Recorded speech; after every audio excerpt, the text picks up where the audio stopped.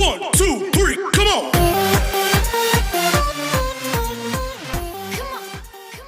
चल good morning. देखो lecture number 4 lecture हो चुके हैं, ये लेक्चर नंबर 5 है, ठीक है, जिसमें आज ऑलमोस्ट बेसिक ख़त्म हो जाएगा। लेक्चर नंबर 1, 2, 3, 4 जिसमें मैंने आपको बेसिक पढ़ाया था कंसाइनमेंट का, जिसमें मैंने मीनिंग, उसके बाद एक्सपेंसेस, उसके बाद एंट्रीज, इतना मैंने पढ़ा के दे दिया था। उम्मीद करता हूँ कि वो 4 लेक्चर आपने देखा होगा और नोट डाउन किया होगा, ठीक है। अभी जिन्होंने नोट डाउन नहीं किया होगा तो मैं एक बार बेसिक पूरा लिख के यहाँ पे स्क्रीन पे या PDF पे आपको सेंड कर दूंगा, वो आप वहाँ से लिख लेना। उसके बाद अभी ये जो लेक्चर रहेगा इसमें ऑलमोस्ट ख़त्म हो जाएगा। देखो जो जो पार्ट बचा है वो अभी अपन देख लेंगे, उसके बाद ये वीडियो यहाँ पे एंड हो जाएगा। तो देखिए अपन ने स्टार्ट किए थे बेटा कंसाइनमेंट अकाउंट। तो कंसाइनमेंट का मतलब मैंने आपको समझा दिया था कि कंसाइनमेंट का मतलब क्या होता है, उसका मीनिंग अपन ने ऑलरेडी पढ़ चुके हैं। उसमें कंसाइनर कौन होता है, कंसाइनी कौन होता है, अपन ने ऑलरेडी पढ़ चुके हैं। उसके बाद अपन ने types of expenses, because there are 2 types of expenses. पहला जो है बेटा वो है रिकरिंग एक्सपेंसेस और दूसरा है नॉन रिकरिंग एक्सपेंसेस। ऐसे 2 टाइप के आपके एक्सपेंसेस हैं। रिकरिंग एक्सपेंसेस मतलब ऐसे खर्चे जो आपको वन टाइम करना पड़ता उसको, सॉरी, रिकरिंग एक्सपेंसेस मतलब ऐसे खर्चे जो आपको बार बार करना पड़ता उसको बोलते हैं रिकरिंग। और नॉन रिकरिंग एक्सपेंसेस मतलब ऐसे खर्चे जो आपको बार बार नहीं करना पड़ता, वन टाइम करना पड़ता, उसको बोलते हैं non recurring expenses. Non recurring और रिकरिंग क्यों पढ़ते, तो जब अपन आज क्लोजिंग स्टॉक पढ़ेंगे तो क्लोजिंग स्टॉक में यहाँ पे अपने को लेना पड़ता है नॉन रिकरिंग एक्सपेंसेस, यानी कंसाइनर के जो खर्चे होते हैं, मतलब कंसाइनर गुड्स सेंड करेगा तो कंसाइनर के जितने भी खर्चे होंगे वो सब क्या होंगे बेटा, नॉन रिकरिंग। और जो कंसाइनी जो खर्चा करेगा उसमें दोनों खर्चे होते हैं, एक होता है रिकरिंग और एक होता है नॉन रिकरिंग। अपने माइंड में ये बात ध्यान में रख दो कि जो भी कंसाइनर खर्चा करेगा वो सभी के सभी खर्चे हमेशा करेंगे बेटा रिकरिंग, नॉन रिकरिंग क्या रहेंगे बेटा, नॉन रिकरिंग। और जो भी कंसाइनी खर्चा करेगा वो रिकरिंग भी रहेंगे, नॉन रिकरिंग भी रहेंगे। बट जब अपन कैलकुलेशन करेंगे क्लोजिंग स्टॉक का तो अपने को उसमें से नॉन रिकरिंग खर्चे उठाना पड़ेगा। अगर से प्रॉब्लम में नॉन रिकरिंग खर्चे है तो उसको कंसिडर किया जाएगा, अदरवाइज नहीं किया जाएगा, ठीक है। तो देखते हैं अपन आज उसी को क्लोजिंग स्टॉक को। लेकिन उसके पहले मैंने आपको ये भी बता दिया था एंट्रीज, क्योंकि यहाँ पे एंट्री भी इंपॉर्टेंट है। एंट्री करेंगे तभी आपको लेसे समझ में आएगा। तो एंट्री में मैंने आपको समझा दिया था कि कंसाइनर के बुक में आपने को एंट्री पास करना होता है। तो कंसाइनर के बुक में एंट्री पास करेंगे तो सबसे पहले एंट्री होती है गुड्स सेंड करने की, जो आपको पता है consignment account debit to goods sent on consignment account credit. उसके बाद जो सेकंड एंट्री होती है बेटा वो होती है आपके एक्सपेंसेस ऑफ कंसाइनर, फिर आता है गुड्स रिटर्न, फिर आता है आपका कंसाइनी के एक्सपेंसेस की entry, consignment account debit to consignee account credit, क्योंकि जिसके बुक में उसका नाम नहीं लिखा जाता है। उसके बाद अपन ने पढ़ा था बेटा एडवांसेस। एडवांसेस में या तो कैश मिलेगा या तो बिल मिलेगा, है ना। कैश ऑब्लिक बैंक अकाउंट डेबिट, बिल सीसेबल अकाउंट डेबिट, दोनों में से कोई भी एक डेबिट होगा। हाँ, अगर से बिल मिला तो बिल आएगा, कैश मिला तो कैश आएगा। वो देखेंगे क्वेश्चंस पे कि क्वेश्चन कैसे आता है, तो जैसे जैसे क्वेश्चन आएगा वैसे वैसे अपने को सॉल्व करना पड़ेगा। फिर अगर से बिल मिलेगा तो बिल को डिस्काउंट करना पड़ता, क्योंकि बिल आपको बैंक में जाके डिस्काउंट करना पड़ता, तो डिस्काउंट की एंट्री होगी। फिर जो भी डिस्काउंट करेगा उसके ट्रांसफर करने की एंट्री होती है। फिर उसके बाद सोल्ड की एंट्री होती है। ऐसे पूरी लाइन से एंट्री वहाँ पे दिया है। एक एंट्री अभी यहाँ पे और है बेटा क्लोजिंग स्टॉक। क्लोजिंग स्टॉक के मैंने एंट्री बता दिया था। तो देखो क्लोजिंग स्टॉक का मतलब क्या था, पहले मैं आज जो ऐसे स्टार्ट करता हूँ। क्लोजिंग स्टॉक इंपॉर्टेंट टॉपिक है, ये ध्यान दो। 4 मार्क का कैलकुलेशन है और ये 4 मार्क क्वेश्चन नंबर 5 में आता है। हाँ, किस में आता है बेटा, क्वेश्चन नंबर 5। तो क्वेश्चन नंबर 5 में 4 मार्क के लिए क्लोजिंग स्टॉक आता है। तो क्लोजिंग स्टॉक पूछा तो 4 मार्क के लिए आपको आएगा। उसके बाद अगर से आपको 16 मार्क का प्रॉब्लम पूछा उसमें भी क्लोजिंग स्टॉक आएगा। मतलब एक ही क्लोजिंग स्टॉक का वैल्यूएशन आपका 4 से 8 मार्क का कवर करता है, ठीक है। तो इसको ध्यान से पढ़िए। पूरे कंसाइनमेंट में इंपॉर्टेंट टॉपिक यही है, क्लोजिंग स्टॉक और एक है एबनॉर्मल लॉस। ऐसे 2 टॉपिक इंपॉर्टेंट है इसमें। तो देखो सबसे पहले क्लोजिंग स्टॉक। क्लोजिंग स्टॉक का मतलब था at the end of year, at the end of year. Year खत्म होने के बाद जो भी आपके पास गुड्स बचती है उसको बोलते हैं क्लोजिंग स्टॉक। क्या बोलते हैं बेटा इसको, क्लोजिंग स्टॉक। एक होता है ओपनिंग और एक होता है क्लोजिंग। ऐसे 2 टाइप के स्टॉक होते हैं। ओपनिंग स्टॉक तो अपने को यहाँ पे पढ़ना है नहीं, क्योंकि ओपनिंग स्टॉक दिया नहीं होता है ना। यहाँ पे अपने को पढ़ना है क्लोजिंग स्टॉक। क्लोजिंग स्टॉक अपने को निकालना पड़ेगा। कैसे निकालते ध्यान दो। जैसे मैंने आपको समझाया था कि मिस्टर एक्स है जो कौन है बेटा, कंसाइनर। कौन है बेटा, ये कंसाइनर। और ये वाई कौन है, कंसाइनी। अभी मान के चलिए इसने 1000 यूनिट ऑफ फैन, क्योंकि अपन वही एग्जाम्पल ले रहे 1000 यूनिट ऑफ फैन। कितने यूनिट उसने सेंड किया था, 1000। किसने सेंड किया था, मिस्टर एक्स ने। किसको सेंड किया था, मिस्टर वाई को। अभी जो 1000 यूनिट ऑफ फैन उसने सेंड किया था किसको बेटा, वाई को। तो ये वाई कौन हो गया आपका, कंसाइनी। अभी कंसाइनी क्या करेगा, मार्केट में जाके सेल करेगा। अभी एक बात बताओ, कि इसने 1000 यूनिट इसको भेजा, तो क्या जरूरी है कि पूरे के पूरे यूनिट में मार्केट में बेचे करके? अरे हो सकता है कि यार 31 मार्च खत्म हो गया और 31 मार्च के पहले मान के चलो उसने 800 यूनिट बेचा है, तो बचे कितने यूनिट बेचा? 200 यूनिट। यस और नो? तो अभी मुझे एक बात बताओ, सबसे पहले क्लोजिंग स्टॉक का मतलब था कि कंसाइनर ने 1000 यूनिट ऑफ फैन सेंड किया था, बट कंसाइनर ने 800 ही बेचा, 200 अभी भी उसके गोडाउन में पड़े हैं। कंसाइनी के गोडाउन में जितना भी स्टॉक पड़ा है ये आपको क्वेश्चन में दिया रहेगा कि कंसाइनी ने कितने गुड्स बेचा है। तो जितने गुड्स बेचा है सबसे पहले हम क्या करेंगे? गुड्स सेंड, क्योंकि मैंने गुड्स सेंड किया तो क्या करना पड़ेगा? मैंने 1000 गुड्स सेंड किया। अभी 1000 में से उसने सेल कितना किया ये इंपॉर्टेंट है यहाँ पे। तो क्लोजिंग स्टॉक कैसे निकालते? तो क्लोजिंग स्टॉक निकालने का फॉर्मूला है, मैं यूनिट निकालने की बात कर रहा हूँ। तो क्लोजिंग स्टॉक निकालने का फॉर्मूला, तो क्लोजिंग स्टॉक मतलब क्या होता है? तो क्लोजिंग स्टॉक मतलब होता है at the end of year जो भी गुड्स बचता है उसको बोलते हैं क्लोजिंग स्टॉक, ये आपको पता है। तो क्लोजिंग स्टॉक कैसे निकालेंगे? तो यहाँ पे लिखेंगे सबसे पहले गुड्स सेंड, है ना, goods send minus abnormal loss in unit, हाँ सब में यूनिट्स की बात कर रहा हूँ, अमाउंट की नहीं, और माइनस सेल, ये इसका फॉर्मूला है। तो देखो ये आपका पहला फॉर्मूला है। तो देखो क्लोजिंग स्टॉक, अरे ये बस यूनिट निकाल रहे हैं ना, इसका कैलकुलेशन अभी बचा है, इतने से सर 4 मार्क नहीं मिलेंगे आपको। देखो सबसे पहले गुड्स सेंड, तो देखो यहाँ पे एग्जांपल में 1000 यूनिट ऑफ फैन जिसका 250 रुपये कॉस्ट है, एग्जांपल के लिए मैं बताता हूँ 1000, तो ये 1000 उसने सेंड किया, ये हो गया 1000। अभी उसने एबनॉर्मल लॉस का मतलब क्या होता है? तो देखिए सबसे पहले एबनॉर्मल लॉस का मतलब होता है ऐसा लॉस बेटा जो किसी की मिस्टेक से होता है, यानी किसी की गलती की वजह से जो लॉस होता है उसको बोलते हैं एबनॉर्मल लॉस। दो टाइप के लॉस होता है, एक होता है नॉर्मल लॉस और एक होता है एबनॉर्मल लॉस। जब अपन कैलकुलेशन करेंगे लॉसेस का तब मैं आपको दोनों टाइप के लॉसेस बताऊंगा। अभी सिर्फ और सिर्फ इतना समझो कि एबनॉर्मल लॉस का मतलब ऐसा लॉस जो किसी की गलती की वजह से होता है। जैसे फॉर एग्जांपल मान के चलिए मैंने यूनिट, जैसे मैंने पेट्रोल है तो पेट्रोल मान के चलिए मैंने 10 लीटर पेट्रोल डाला, तो 10 में से आधा लीटर तो पेट्रोल उड़ चुका है, तो आधा लीटर जो पेट्रोल उड़ा है वो नॉर्मल लॉस, क्योंकि वो नेचर की वजह से उड़ा है, क्योंकि अपन उसको जानबूझ के गिरा रहे क्या? उसको नहीं। नॉर्मल लॉस मतलब ऐसा लॉस जो नेचर की वजह से होता है, यानी उसको कोई रोक नहीं सकता, उतना लॉस होना कंपलसरी है।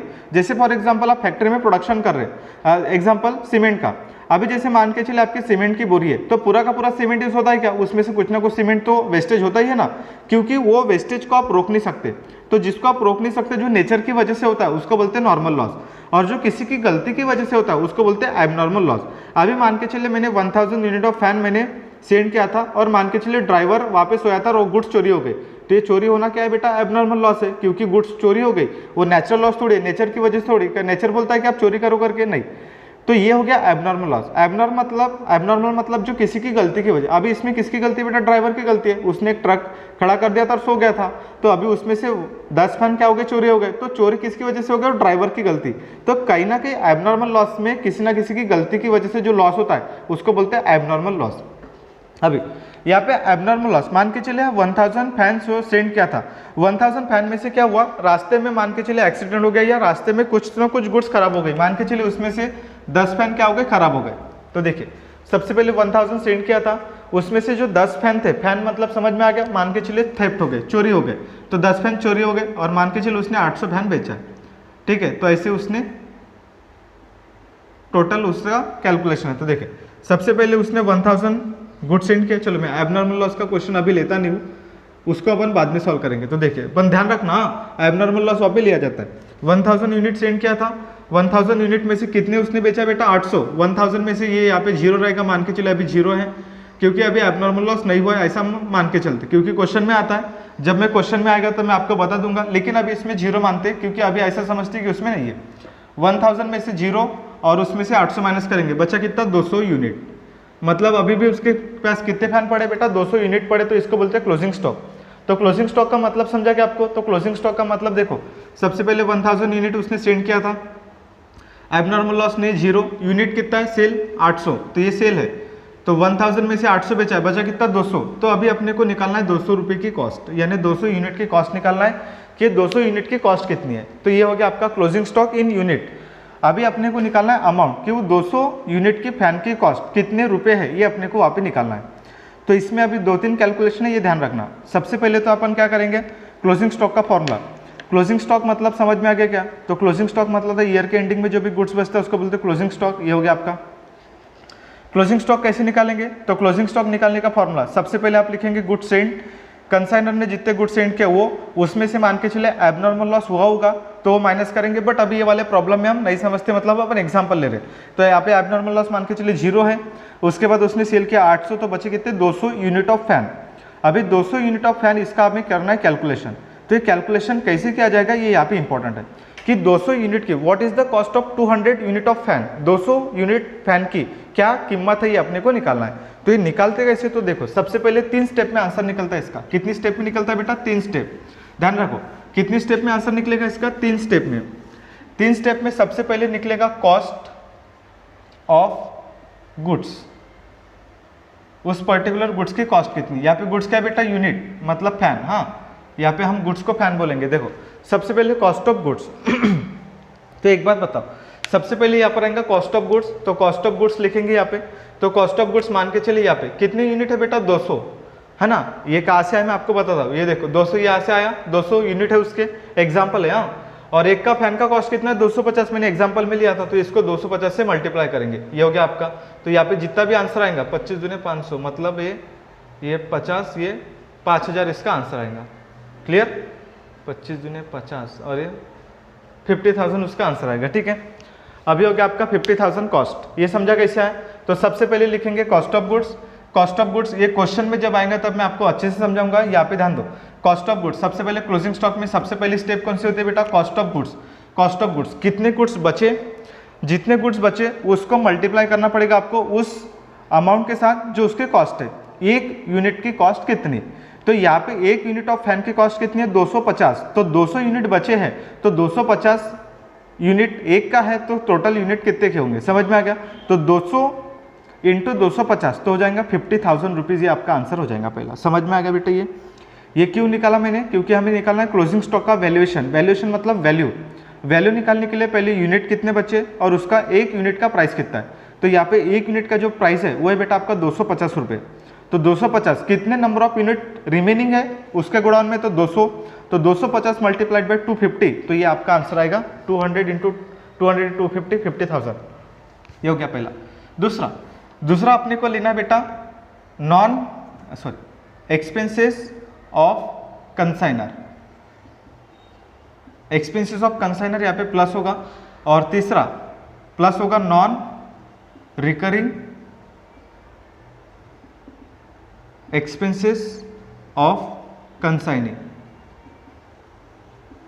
यहाँ पे कुछ अमाउंट आएगा और यहाँ पर भी कुछ अमाउंट आएगा। ठीक है, तो ये हो गया आपका कैलकुलेशन। देखो अभी ध्यान दो, समझते इसको अच्छा ऐसे। सबसे पहले क्या बोला मैंने, सबसे पहले मैंने बोला कॉस्ट ऑफ गुड्स। पहले आएगा बेटा कॉस्ट ऑफ गुड्स, एक सेकेंड। हाँ सबसे पहले क्या आएगा बेटा, cost of goods. Cost of goods मतलब 200 यूनिट बचे हैं, है ना, और एक यूनिट का कॉस्ट कितना है 250, तो 200 मल्टीप्लाइड बाई 250, ये हो जाएगा 50,000। ये हो गया आपका पहला आंसर। उसके बाद आएगा एक्सपेंसेस ऑफ कंसाइनर। क्या आएगा बेटा, ये कंसाइनर के खर्चे आपको जोड़ा जाएगा, क्योंकि देखो कंसाइनर के खर्चे इसलिए जोड़ा जाता है क्योंकि सबसे पहले यहाँ पे हमें लेना पड़ेगा नॉन रिकरिंग एक्सपेंसेस, क्योंकि मैंने आपको स्टार्टिंग में बताया था कि जो कंसाइनर जो खर्चे करता है वो कौन से होते हैं बेटा, नॉन रिकरिंग। यानी अपने को जब यहाँ पे कंसाइनर के खर्चे ऐड करना है तो यहाँ पे पूरे के पूरे खर्चे ऐड किए जाएंगे, क्योंकि हमें सोचना ही नहीं कि उसके रिकरिंग है कि नॉन रिकरिंग है। क्योंकि मैंने बोला था स्टार्टिंग में ही कि जो कंसाइनर खर्चे करता है वो कौन से होता है बेटा, नॉन रिकरिंग एक्सपेंसेस। तो नॉन रिकरिंग एक्सपेंसेस हमेशा कंसाइनर के होते, तो कंसाइनर के पूरे खर्चे क्लोजिंग स्टॉक में ऐड किए जाते। और क्योंकि ये वन टाइम खर्चा है तो वन टाइम खर्चा में कॉस्ट ऑफ गुड्स में ऐड करना पड़ता। क्यों, तो ध्यान दो, एग्जाम्पल समझो। जैसे फॉर एग्जाम्पल आप अपने घर में एसी इंस्टॉल करते हो, मान के चले आप अपने घर में फैक्ट्री में या ऑफिस में बोलो आपने एसी इंस्टॉल किया, मान के चले आप मार्केट में एसी परचेस करने गए, तो एसी का कॉस्ट है 30,000। कितना है बेटा, 30,000, 30,000 रुपये उसका कॉस्ट है जो आपने मार्केट से परचेस किया। अभी आपने एसी परचेस किया मार्केट से और आप घर पे ला लिए, तो एक बात बताओ, उसको जो फिटिंग करने के जो चार्जेस है, एसी फिट करना आपको आता है क्या बेटा, नहीं ना। आपको क्या करना पड़ेगा, एसी वाले जो इलेक्ट्रिशियन है उन लोगों को बुलाना पड़ेगा। वो क्या करेंगे, आपके घर में पूरा एसी पाइप जहाँ से वो लाइन वगैरह लेते हैं वो सब फिट करके चले जाएंगे। तो वो एसी इंस्टॉल करने वाले जो पर्सन है, मतलब वहाँ से जो ऑफिस एम्प्लॉय लोग आएंगे वो आपके घर में एसी इंस्टॉल करके देंगे फैक्ट्री में। तो एसी इंस्टॉल करने का कॉस्ट मान के चलिए 2000 आया। कितना है बेटा, 2000। क्योंकि एसी इंस्टॉल करने का कॉस्ट, पहले देखो एसी की कॉस्ट कितनी है, 30,000। अभी एसी इंस्टॉल करने की कॉस्ट कितनी है, 2,000 रुपये। अब एक बात बताओ, एसी इंस्टॉल करने की कॉस्ट ये आपकी एक बार लगने वाली है, ये बार बार लगने वाली है क्या, मुझे एक बात बताओ। एसी इंस्टॉल एक ही बार होगा, मतलब मान के चलिए दीवार में एसी एक बार लग गया तो एसी इंस्टॉल एक ही बार होगा, तो ये वन टाइम लगने वाली कॉस्ट है। तो वन टाइम लगने वाली जो कॉस्ट होती है उसको बोलते हैं कैपिटल एक्सपेंडिचर। क्या बोलते हैं इसको बेटा? Capital expenditure. तो कैपिटल एक्सपेंडिचर हमें वो असेट में प्लस करना पड़ता है। क्या करना पड़ता है बेटा? असेट में प्लस। तो आपके घर में जैसे वो एसी 2000 रुपये का इंस्टॉलेशन चार्जेस आए, तो इंस्टॉलेशन चार्जेस आपकी असेट बन गई, तो आपको वो असेट्स में, मतलब आपकी जो एसी अभी देखेंगे असेट साइड में, मतलब आपका जो कॉस्ट दिखेगा वो 32,000 दिखेगा। आप बोलोगे कि सर मुझे एसी की जो प्राइस पड़ी वो 32,000 पड़ी, क्योंकि हमने क्या किया उसमें इंस्टॉलेशन चार्जेस भी ऐड किए, क्योंकि वन टाइम करना पड़ा है ना। अभी एसी का जो बिल आएगा वो बार बार आएगा, वो तो आपको भरना पड़ेगा, वो रिकरिंग हो गया, क्योंकि एसी हर महीने चलेगा, हर महीने चलेगा तो उसका बिल आएगा, मान के चले 1000-2000 उसका बिल आया, तो हर महीने 2000 बिल आ रहा है, वो क्या हो गया उसका रिकरिंग। लेकिन एसी इंस्टॉल करने का जो कॉस्ट है वो 2000 रुपये, वो क्या बेटा? नॉन रिकरिंग, वो वन टाइम ही करना पड़ता है, उसको बार बार नहीं करना पड़ता। हर महीने एसी निकाल के वापस फिट करते क्या? नहीं। तो वो वन टाइम जो खर्चा करना पड़ता है उसको बोलते हैं नॉन रिकरिंग, और जो बार बार एसी का जो बिल आएगा उसको बोलेंगे रिकरिंग। तो एग्जैक्टली सेम यहाँ पर भी हमें जो कंसाइनमेंट उसने सेंड किया कंसाइनर ने, उसके लिए तो एक ही बार खर्चा कर रहा है ना। ये देखो कंसाइनर जो है वो एक ही बार खर्चा कर रहा है, तो एक ही बार खर्चा कर रहा है तो उसके पूरे के पूरे खर्चे हमें क्या करना पड़ेगा? उस कॉस्ट में मुझे प्लस करना पड़ेगा, यानी 200 यूनिट में मुझे क्या करना पड़ेगा? उसमें मुझे प्लस करना पड़ेगा। जब मैं क्लोजिंग स्टॉक निकालूंगा तो कंसाइनर के खर्चे मुझे क्या करना पड़ेगा? प्लस करना पड़ेगा। कितने प्लस होंगे तो अपन जब क्वेश्चन करेंगे तो आपको समझ में आएगा। समझा बेटा? ये तो ये एसी वाला एग्जाम्पल ध्यान रखो। आपको एसी का इंस्टॉलेशन चार्जेस 2000 रुपये आया तो वो एसी की कॉस्ट में प्लस होता है, लेकिन अगर से मान के चलो उसका जो बिल आता है एसी का, हर महीने आप एसी चलाओगे गर्मी में, तो उसका जो रिकरिंग एक्सपेंस है वो बिल आपके एसी की कॉस्ट में ऐड नहीं करते, क्योंकि आपको आप चलाएंगे तो बिल आएगा, नहीं तो नहीं आएगा। समझ में आ गया? तो वो रिकरिंग हो गया, तो हमें ऐड नहीं करना पड़ता है। तो ये हो गया एक्सपेंस ऑफ कंसाइनर, प्लस करेंगे, उसके बाद प्लस होगा non recurring expenses of consignee. तो मैंने आपको क्लासिफिकेशन करके दिया कि जो कंसाइनी होता है उसके दो टाइप के खर्चे होते हैं बेटा, एक होता है रिकरिंग और एक होता है नॉन रिकरिंग। रिकरिंग मतलब ऐसे खर्चे जो बार बार करना पड़ता है। अब बीच मैंने बताया था एसी का इंस्टॉलेशन कॉस्ट और उसका इलेक्ट्रिसिटी चार्ज जो हर महीने आता है, तो एसी का इंस्टॉलेशन कॉस्ट एक ही बार करना पड़ता है, तो ये कैपिटल एक्सपेंडिचर हो गया, और ये इसके बाद रिकरिंग एक्सपेंडिचर। अभी यहाँ पे हम कौन से खर्चे लेंगे? Non recurring expenses. तो नॉन रिकरिंग एक्सपेंसेस किसके बेटा? कंसाइनी के। तो जो भी कंसाइनी रहेगा उसके हमें लेना पड़ेगा नॉन रिकरिंग एक्सपेंसेस, और नॉन रिकरिंग एक्सपेंसेस यहाँ पे लेंगे तो यहाँ पे जो भी अमाउंट आएगा प्लस माइनस करके इस अमाउंट को बोलेंगे बेटा हम लोग क्लोजिंग स्टॉक, है ना। तो ये हो गया आपका क्लोजिंग स्टॉक। यहाँ पे जो भी अमाउंट आएगा, ये दो जो क्रॉस है इसका कैलकुलेशन कैसे करते, एक मैं क्वेश्चन कराऊंगा कल, और कल के क्वेश्चन में आपको क्लियर हो जाएगा कि क्लोजिंग स्टॉक का कैलकुलेशन कैसे किया जाता है, तो आपको समझ में आएगा। ठीक है, उसको एग्जांपल के साथ समझेंगे तो ही समझेगा, अदरवाइज समझता नहीं है। क्लियर इतना? तो ये हो गया बेटा आपका क्लोजिंग स्टॉक। क्लोजिंग स्टॉक को और अच्छे से अपन क्लियर करेंगे जब इसके एग्जाम्पल आएंगे तब, अभी इसकी रिक्वायरमेंट नहीं है। समझा बेटा? ये क्लोजिंग स्टॉक। तो ये हो गया आपका क्लोजिंग स्टॉक। क्लोजिंग स्टॉक का पहला फॉर्मूला, तो फॉर्मूला याद करो। क्लोजिंग स्टॉक में सबसे पहले आप लिखेंगे गुड सेंट, यानी फॉर्मूला लिखेंगे good sent minus abnormal loss. अगर से प्रॉब्लम में दिया होगा तो माइनस होगा, हमने इस प्रॉब्लम में जीरो माने तो इसलिए जीरो। उसके बाद सेल क्या करेंगे? माइनस करेंगे तो आएगा। जो भी यूनिट बचेंगे वो सबसे पहले लिखेंगे, पहला step cost of goods. Cost of goods मतलब उस 200 यूनिट की कॉस्ट कितनी है। उसके बाद recurring expenses, non recurring expenses of consignor, तो ये कंसाइनर के खर्चे यहाँ पे प्लस करना पड़ेगा, और उसके बाद कंसाइनर के खर्चे कौन से बेटा? नॉन रिकरिंग प्लस करना पड़ेगा, और उसके बाद जो भी आएगा वो आपका टोटल आएगा और क्लोजिंग स्टॉक, और फिर बाद में क्लोजिंग स्टॉक की एंट्री होगी। समझ में आ गया? तो ऐसे 3 स्टेप में आंसर निकलता है। समझे बेटा? यहाँ पे बहुत सारे लोग मिस्टेक करते हैं, यहीं पर मैं आपको बताऊंगा कैसे मिस्टेक होती है, क्योंकि यही इंपॉर्टेंट है। समझ में आ गई? ये हो गया आपका पहला। दूसरा कैलकुलेशन आता है बेटा कैलकुलेशन ऑफ एबनॉर्मल लॉस। ये वाला कैलकुलेशन ऑफ स्क्रीनशॉट निकाल के लिख लीजिए, नहीं लिखेंगे तो मैं आपको एक पूरा एक नोट्स बना के, मतलब उसका जो बेसिक का नोट्स है वो बना के मैं ये यूट्यूब पे कहीं ना कहीं अपलोड कर दूंगा, या व्हाट्सएप पे सेंड कर दूंगा, तो आप वहाँ से भी लिख सकते हो। लेकिन आप अभी अपने अंडरस्टैंडिंग के लिए लिख सकते हो, तो लिख लीजिए इसको। मैं इसको इरेज करूंगा, अभी टाइम नहीं अपने पास ज़्यादा।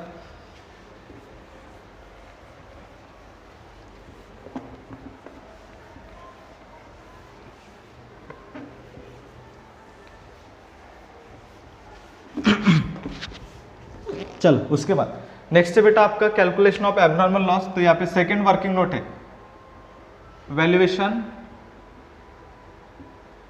Of abnormal loss. तो सबसे पहले समझ लो कितने टाइप के लॉस होते हैं, वो मैं आपको समझा देता हूँ जो मैंने आपको समझाया नहीं था। तो देखो लॉस 2 टाइप के लॉस होते बेटा, एक होता है एबनॉर्मल लॉस और एक आता है normal loss. Normal loss, normal loss मतलब किसकी वजह से होता है बेटा? नेचर की वजह से होता है, उसको बोलते हैं normal loss. Example petrol, petrol उड़ेगा, कोई रोक नहीं सकता उसको, ठीक है। पेट्रोल वो नेचर की वजह से उड़ता है, उसको कोई रोक नहीं सकता, तो ये पेट्रोल। जैसे फॉर एग्जांपल आप फैक्ट्री में प्रोडक्शन कर रहे हैं तो नॉर्मल वेस्टेज होना जरूरी है। तो कभी भी ध्यान रखना, नॉर्मल लॉस अगर से प्रॉब्लम में दिया रहेगा तो नॉर्मल लॉस का वैल्यूएशन कभी नहीं होता। एग्जांपल के लिए पेट्रोल, पेट्रोल उड़ गया तो उसको पकड़ के बेच सकते क्या? नहीं, ठीक है। नॉर्मल लॉस का वैल्यूएशन कभी भी नहीं निकलता, नॉर्मल लॉस का वैल्यूएशन हमेशा जीरो आता है। क्या आता है बेटा? अंडा। क्या आता है बेटा यहाँ पे? अंडा। नॉर्मल लॉस का वैल्यूएशन कभी नहीं किया जा सकता है, चाहे इस टॉपिक में रहे कोई भी अदर टॉपिक में। अगर से आपको नॉर्मल लॉस दिखा तो उसका वैल्यूएशन कभी नहीं होता, ये हमेशा ध्यान रखना। जब आप जाएंगे बीकॉम 5th सेम में, वहाँ पे कॉस्ट अकाउंटिंग एक सब्जेक्ट है, वहाँ पे प्रोसेस अकाउंट है, और प्रोसेस अकाउंट में इसका डिटेल कैलकुलेशन है, तो वहाँ पर भी आपको नॉर्मल और एबनॉर्मल लॉस का क्लासिफिकेशन करके दिया है। वहीं पर क्यों, आप जहाँ पर भी नॉर्मल लॉस पढ़ेंगे वहाँ पे उसका कैलकुलेशन हमेशा जीरो आता है, क्योंकि नॉर्मल लॉस का कैलकुलेशन कभी नहीं किया जाता, ये हमेशा ध्यान रखो। समझ में आ गया? उसका वैल्यूएशन हमेशा क्या आएगा बेटा? जीरो। क्या आएगा बेटा? ये जीरो। समझ में आ गई है? तो उसका वैल्यूएशन हमेशा क्या आएगा? जीरो। नॉर्मल लॉस, तो जब अपन कंसाइनमेंट पढ़ेंगे सर, तो इसमें क्या होगा बेटा? इसमें जब अपन क्लोजिंग स्टॉक निकालेंगे तो नॉर्मल लॉस का जो इफेक्ट आता है वो क्लोजिंग स्टॉक में निकलेगा। कैसे आएगा तो मैं आपको बताऊंगा, वो अपन बाद में पढ़ेंगे। समझ में आ गया? ये नॉर्मल लॉस का वैल्यूएशन जीरो आता है, तो नॉर्मल लॉस का वैल्यूएशन सर जो हुआ है वो किस कहाँ पे आएगा? तो उसका जो इफेक्ट पड़ता है वो किस पे पड़ता है बेटा? क्लोजिंग स्टॉक पे पड़ता है। तो ये अपन जब पढ़ेंगे तब अपन उसको देखेंगे, इसके ज़्यादा प्रॉब्लम है नहीं, वो अपन बाद में पढ़ेंगे। समझ में आ गई है? मेन कैलकुलेशन है बेटा एबनॉर्मल लॉस, जो किसी की गलती की वजह से होता है। फॉर एग्जाम्पल अभी सीमेंट की बोरी रखी, मैंने वो सीमेंट जानबूझ के फेंक दिया, ऐसा मैंने कर दिया, तो देखो क्या हो गया बेटा? Abnormal loss. क्योंकि काम करते करते वेस्टेज तो होता है, उसको बोलेंगे नॉर्मल लॉस, लेकिन आप क्या कर रहे हो? उसको वेस्टेज करे फालतू में, मतलब जहाँ पे काम नहीं वहाँ पे वेस्ट कर रहे हैं, ऐसा जो काम होता है उसको बोलते हैं एबनॉर्मल लॉस। एबनॉर्मल लॉस मतलब जो फैक्ट्री के अंदर जो वर्कर काम करते, तो वर्कर काम कर रहे तो वर्कर ने मान के चलिए गलती की वजह से, वर्कर की गलती की वजह से मशीनरी में ज़्यादा गुड्स चली गई, या मान के चलिए गुड्स खराब हो गई किसी वर्कर की वजह से, तो क्या हो गया बेटा? Abnormal loss. और एबनॉर्मल लॉस का वैल्यूएशन किया जा सकता है, मतलब इसका कैलकुलेशन किया जा सकता है। समझ में आ गया बेटा? ये अभी कैलकुलेशन कैसे करेंगे तो आपने को यहाँ पे दिया, तो देखो सबसे पहले एग्जाम्पल के लिए, एग्जाम्पल वही अपना मिस्टर एक्स वाला बेस्ट एग्जाम्पल और मिस्टर वाई वाला। तो देखो ये कौन है बेटा? कंसाइनर, और ये कौन है बेटा? कंसाइनी। इसने 1000 यूनिट सेंड किया था, ये पता है आपको? 1000 यूनिट ऑफ फैन। अब एक बात बताओ, 1000 यूनिट उसने सेंड किया था, ये मान के चलिए नागपुर में महाराष्ट्र में है, और इसको दिल्ली में सेंड करना है, ये पता है आपको? अभी मान के चलिए नागपुर यहाँ से ट्रक निकला, नागपुर से ट्रक निकला, तो ये जा रहा था, बीच में रुक गया, और बीच में क्या हुआ? अचानक से यहाँ पे रात को ट्रक रुका था, तो यहाँ से रात को मान के चलिए 50 जो फैन है वो क्या हो गए? चोरी हो गए। कितने फैन चोरी हो गए बेटा? 50 फैन चोरी हो गए। कंसाइनर के गोडाउन से ट्रक निकला, बरोबर, नागपुर से ट्रक निकल गया, जा रहा था, बीच में मान के चलिए ट्रक रुक गया था रात को, और उसमें रास्ते में ट्रक रोका था, उसमें उसकी जो 50 फैन है, मतलब ट्रक के अंदर लोड किए हुए थे, वो 50 फैन क्या हो गए? चोरी हो गए, मतलब लॉस बाय थेफ्ट उसको बोलते। अभी चोरी होना, एक्सीडेंट होना, या कोई अदर टाइप के जो लॉसेस है उसी को बोलते हैं एबनॉर्मल लॉस। अभी जो 50 फैन चोरी हो गए, इसका तो मुझे डैमेजेस क्लेम करना पड़ेगा, यानी कहीं ना कहीं मैंने मान के चलिए क्लेम किया होगा, तो मुझे कंपनी से उसका क्लेम रिसीव करना पड़ेगा, यानी उसके लिए मुझे पहले कैलकुलेशन करना पड़ेगा। अभी जो 50 फैन चोरी हुए उसका तो मैं कैलकुलेशन कर ही सकता हूँ ना, कि सर मैंने यहाँ से नागपुर की फैक्ट्री से 1000 गुड सेंड किए थे, बट रास्ते में क्या हो गया? 50 फैन चोरी हो गए, तो कंसाइनी को मिले कितने? ध्यान दो, यहाँ पे 1000 यूनिट सेंड किया था, इसकी फैक्ट्री से कितने गुड्स निकल गए थे? 1000, बीच में कितने लॉस हो गए? 50। तो बेटा एक बात बता, मिस्टर वाई को मिलेंगे कितने? तो इसको मिलेंगे 950। कितने मिलेंगे बेटा? 950। अरे कंसाइनी को मिलेंगे कितने गुड्स? 950 ही मिलेंगे ना, यानी जो लॉस होता है, लॉस की बात कर रहा हूं मैं, किसकी बात कर रहा हूं बेटा? लॉस की। एबनॉर्मल लॉस रास्ते में हुआ है, कंसाइनी को 50 गुड्स के बारे में पता ही नहीं, कंसाइनी को मिले कितने बेटा? सिर्फ और सिर्फ 950 उसको मिले। तो बेटा जो बीच में लॉस होता है ना, इसको बोलते हैं लॉस इन ट्रांसिट। क्या बोलते हैं इसको बेटा? Loss in transit. अगर से कोई भी गुड्स ट्रांसिट मतलब रास्ते में लॉस होते हैं, उसी को बोलते हैं लॉस इन ट्रांसिट, और लॉस इन ट्रांसिट का वैल्यूएशन करना पॉसिबल है। तो कैसे करते हैं? तो ध्यान दो, सबसे पहले यहाँ पे कितने यूनिट लॉस हुए बेटा? 50। कितने हुए बेटा? 50। तो 50 यूनिट लॉस हुए, तो चलो कैलकुलेशन करते हैं इसका। इसमें भी सबसे पहले same cost of goods, cost of goods कितने यूनिट लॉस हुए 50, एक का कॉस्ट कितना है 250, तो जो भी आंसर आएगा आपका आंसर आ जाएगा, यस और नो। दूसरा यहाँ पे प्लस करेंगे एक्सपेंसेस ऑफ कंसाइनर, तो यहाँ पे प्लस होगा दूसरा एक्सपेंसेस ऑफ कंसाइनर, और यहाँ पे जो भी आएगा वो आएगा आपका एबनॉर्मल लॉस, एबनॉर्मल लॉस। तो देखो ध्यान से समझो इसको, मैं वापस से समझा देता हूं अभी इसको एक बार।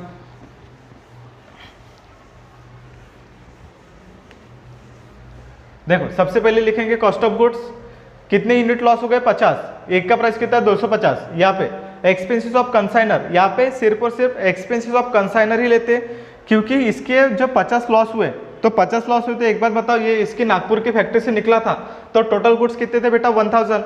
मतलब जब ट्रक में आपने गुड्स को चढ़ाए थे तो उसमें 50 गुड्स भी शामिल थे, तो मतलब जब उसने खर्चा किया होगा पहले, तो उसने खर्चा किया होगा 50 के लिए भी किया होगा ना, इंश्योरेंस निकाला होगा, ट्रक का रेंट दिया होगा, जितने भी खर्चे किए होंगे वो उसमें 50 गुड्स भी शामिल थे। तो यहाँ पे सिर्फ और सिर्फ हमें किसके खर्चे ऐड करने पड़ेंगे, कंसाइनर के खर्चे ऐड करने पड़ेंगे।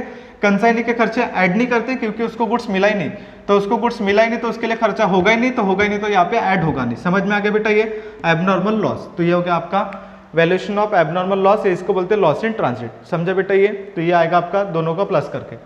अभी इसके बाद इसमें से माइनस होगा बेटा रिसीव्ड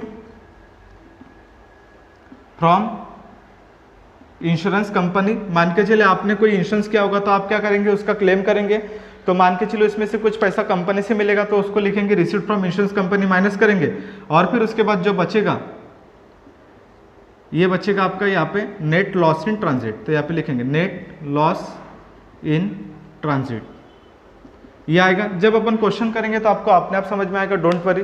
ये बस मैं सिर्फ और सिर्फ बेसिक लिख के दे रहा हूँ, आप बस लिख के रखो, इसके ऊपर अपन डिटेल में क्वेश्चंस करने वाले, डोंट वरी। समझ में आ गया। तो सबसे पहले लिखेंगे cost of goods, expenses of consignor, abnormal loss, और फिर बाद में received from insurance company, company से कोई पैसा मिलेगा तो, और उसके बाद आएगा नेट लॉस इन ट्रांजिट। ये देखेंगे अपन जब क्वेश्चन करेंगे तो इसको ऑटोमेटिकली क्लियर हो जाएगा। अभी इसका थोड़ा समझेगा नहीं समझेगा वो तो छोड़ दो, बट आप अभी थोड़ा सा समझिए, क्लियर इतना। उसके बाद अपन मिलेंगे नेक्स्ट लेक्चर में, कल का लास्ट लेक्चर रहेगा इसका बेसिक का। अभी 2-3 चीजें बची है, बाकी सब हो गया, क्लियर इतना। ये इतना पढ़ लीजिए बेटा, और उसके बाद अपन मिलेंगे नेक्स्ट लेक्चर में, समझा। तो अगर से आपको नहीं समझा तो एक बार मुझे पूछिए तो मैं आपको बताऊंगा, ठीक है। अभी मिलते हैं नेक्स्ट लेक्चर में, उसके बाद ये खत्म हो जाएगा, और उसके बाद अपन पढ़ेंगे एप्लीकेशन के थ्रू क्वेश्चंस। चलो तब तक के लिए गुड।